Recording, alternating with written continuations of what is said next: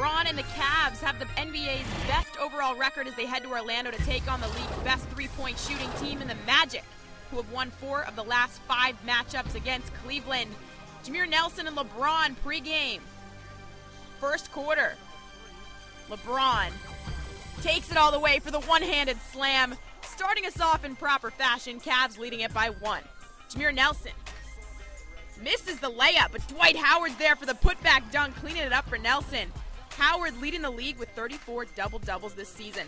LeBron drives to the basket for the flush, puts the Cavs within 1. Second quarter, Wally Szczerbiak hits the 3 from the top of the key, 3 of his first half, 14 points. Cavs lead it by 8.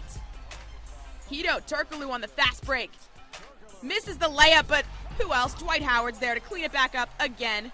Already a double-double for Howard before the half. 5-point game, Cavs on top. Jameer Nelson draining the 3 for the Magic. He had 10 by the half, went 4 for 6 from three-point land. Tonight, Cavs lead by 3. Terrence Kinsey with the putback for the Cavs. Doing his part tonight, Magic up 3 now.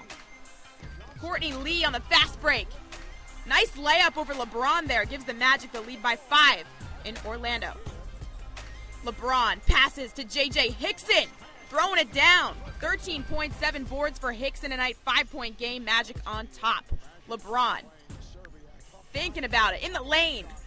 Gets the floater to fall. Pulls the Cavs within 3. 23 points, 8 boards, 8 assists for LeBron on the night. Rashard Lewis gets the 3 to fall for the Magic. He had 19 in the game. Magic pulling away 87-72.